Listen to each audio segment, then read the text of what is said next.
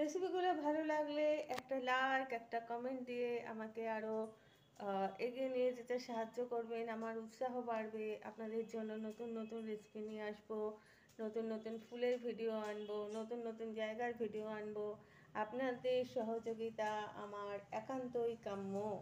নমস্কার দর্শক বন্ধু, আমি Manjila Chatterjee. Facebook page, YouTube short, channel video চলে এলাম আরেকটি নিরামিষ তরকারির রেসিপি নিয়ে।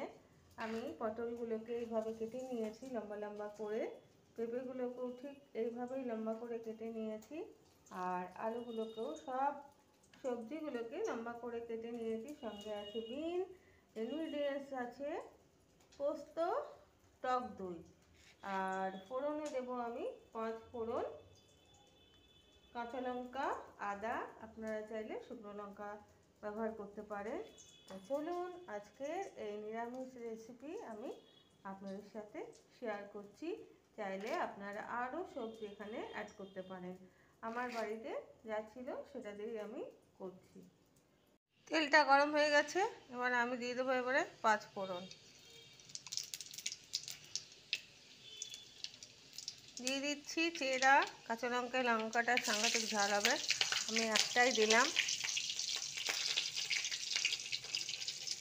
এবারে আমি কাটা সবজিগুলোকে দিয়ে দেবো।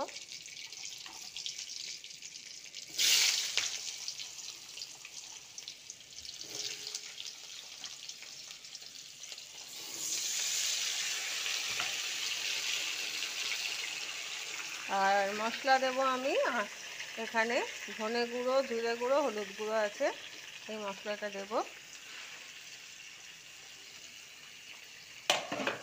এবারে আমি একটু নাড়াচাড়া করে দিই।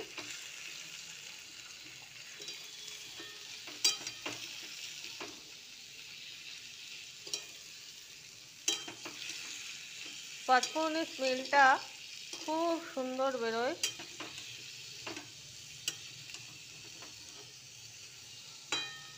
একটু ভাজা হোক। সবজিগুলো ভাজা হয়ে গেছে, আমি এবারে দিয়ে দেবো এখানে নুন, দিয়ে দিচ্ছি আদা, আর এখানে দিয়ে দিচ্ছি মশলা।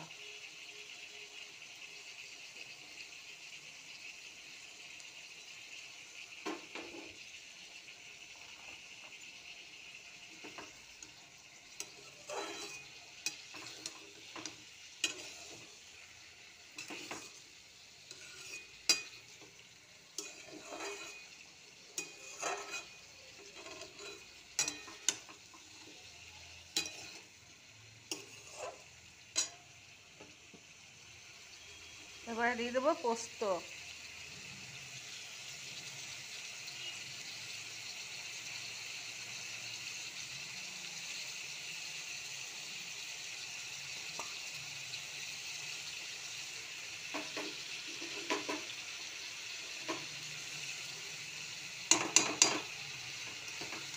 ব্যাস, একটু নাড়াচাড়া করে দিই।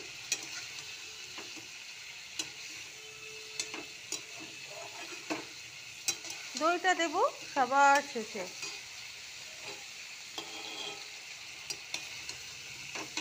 কারণ কি ধরে নিন 80% সবজিগুলো সেদ্ধ হয়েছে, 20% বাকি আছে। এখন যদি দই দিয়ে দিই না, আর এটা বাকিটা সেদ্ধ হবে না। একটু ভাজা হোক। সব সেদ্ধ হয়ে গেছে, পেঁপে, পটল, আলু সব সেদ্ধ হয়ে গেছে। এবারে আমি দিয়ে দিচ্ছি টক দইটা।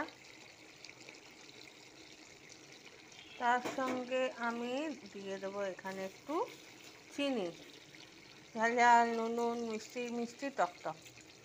একটা তরকারিতে যদি এরকম ফ্লেভার হয়, আহা হা।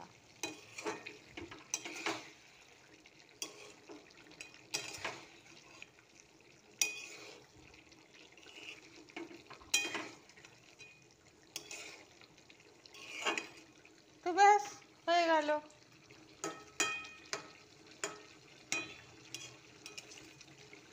আমার ভাজা মশলাটা বানানো নেই, ভাজা মশলাটা আমাকে বানাতে হবে।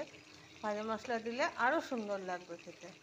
ভিডিওটি কেমন লাগলো লাইক কমেন্টের মাধ্যমে এবং শেয়ারের মাধ্যমে জানাবেন।